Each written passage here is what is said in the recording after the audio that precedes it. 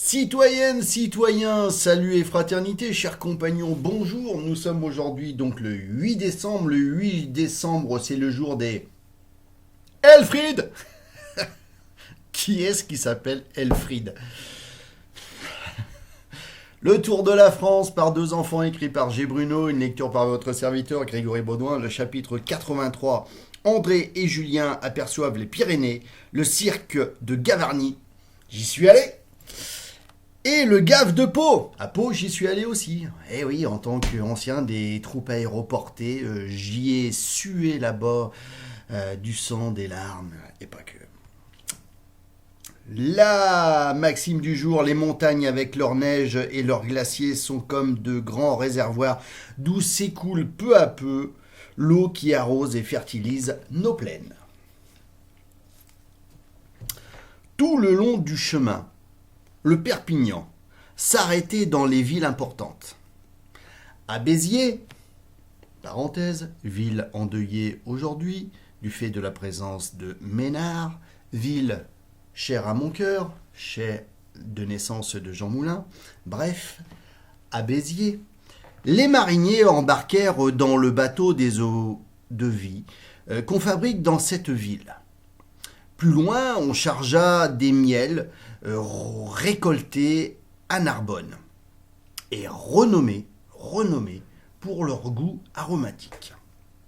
À Carcassonne, troisième aire Pays-Bas, on débarqua de la laine pour les draps, car dans l'antique cité de Carcassonne, perchée sur une colline et entourée d'une ceinture de vieilles tours, il y a de nombreux tisserands qui fabriquent des lainages.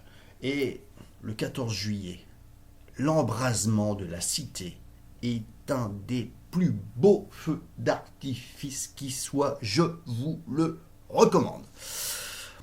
Au moment où on venait de quitter Carcassonne, le ciel qui avait été nuageux jusqu'alors s'éclaircit un matin.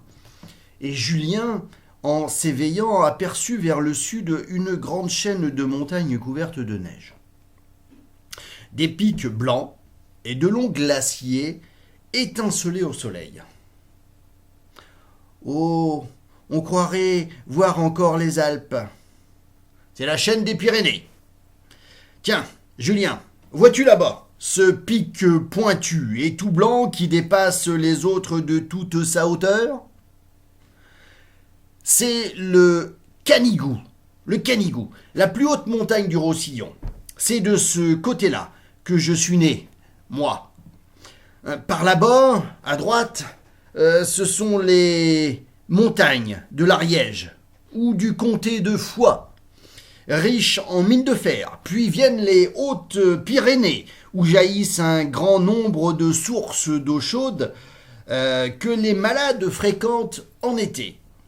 C'est dans le département des Hautes-Pyrénées que se trouvent aussi les plus beaux sites de ces montagnes. Entre autres, le site de Gavarnie, avec sa magnifique cascade et son pont de neige qui ne font jamais. Est-ce que vous avez vu cela, patron? Eh oui, mon ami, eh oui. Et même, je me suis promené sous le pont de glace. Les arcades de neige gelées en sont si hautes et si larges qu'on peut passer dessous facilement.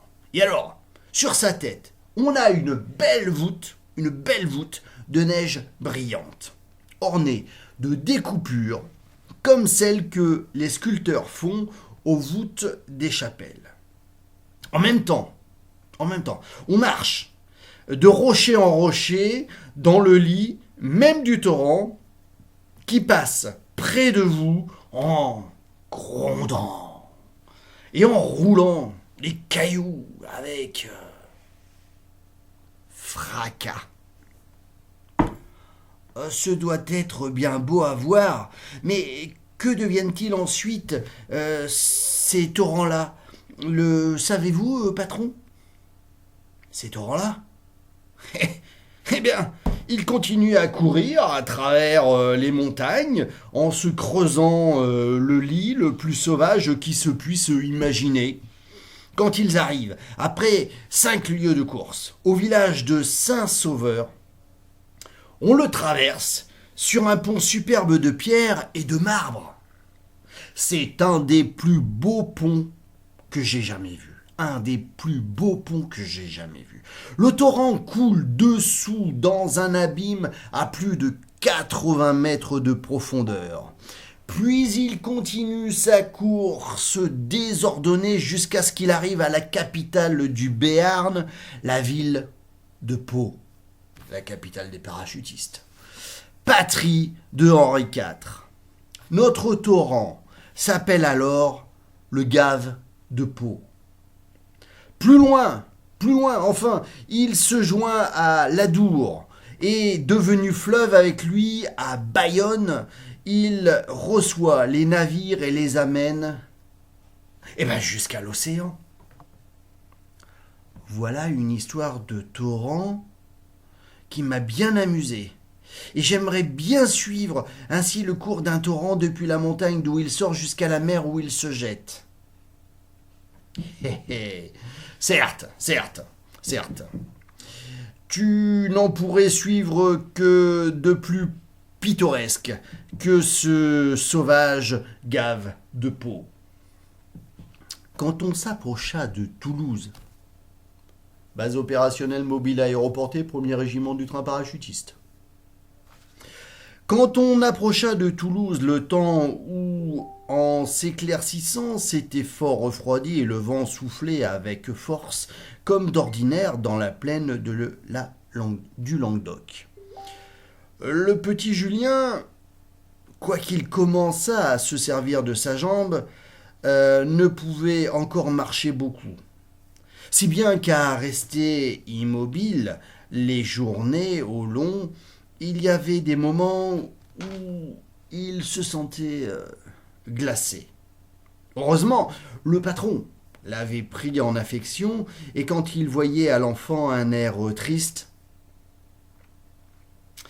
il l'enveloppait dans sa peau de mouton jusqu'au cou et lui faisait prendre un doigt de vin chaud pour le réchauffer. Santé. Grâce à ces petits soins, si le voyage ne se faisait pas sans souffrir, il se faisait du moins sans maladie. Alors, beaucoup de gravures aujourd'hui. Alors, la première, la voici. Et vous entendez, j'ai mes amis qui causent en même temps sur Messenger. Alors, la récolte du miel à Narbonne, les miels les plus connus sont ceux de Narbonne, du Gâtinais et de la Saintonge et de la Bourgogne. Et aujourd'hui, il y a ceux de Arnaud-Montebourg avec le fabriqué en France, le bleu blanc ruche. Les hommes qui récoltent le miel se revêtent de gants et d'une sorte de masque en fil de fer afin d'éviter les piqûres des abeilles qui défendraient leur miel avec un acharnement furieux. Évidemment, la cité de Carcassonne.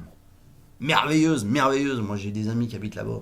La cité de Carcassonne, c'est merveilleux. Et le RPIMA, mes respects, Régiment d'infanterie parachutiste de marine.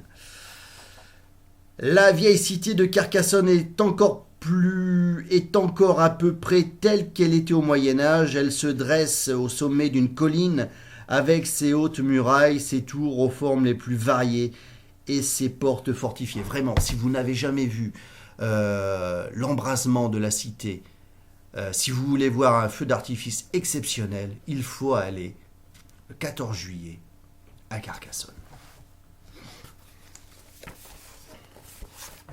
Et voilà. La cascade de Gavarnie dans les Pyrénées, une pensée pour mon grand-père, une pensée pour mon papa, une pensée pour ma maman, toujours de ce monde, mon enfance. Le village de Gavarnie dans les Pyrénées possède un des plus beaux sites du monde. C'est un cirque immense fermé dans des montagnes couvertes de neige qui se dresse tout d'un coup à pic. Excusez-moi. Qui se dresse tout d'un coup à pic devant le voyageur. Du haut d'une de ces murailles gigantesques se précipite une cascade haute de ses 800 mètres. Tout après se trouve le pont de neige. Nostalgie de mon enfance avec mon papa, mes grands-parents, quand on partait en Espagne, tous les ans.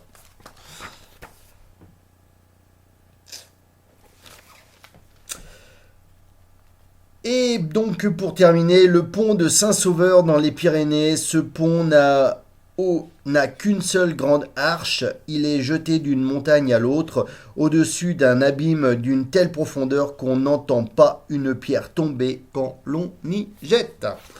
Voilà, je ne vous dis pas à demain. Et non, je ne vous dis pas à demain parce que quand je vous parlais de feu mon grand-père, de feu mon papa, de feu ma grand-mère, eh bien demain c'est l'anniversaire de ma maman et nous fêterons ça ici. Voilà.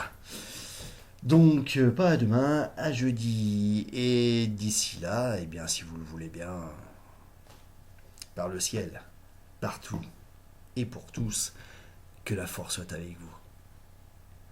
Salut les fraternités.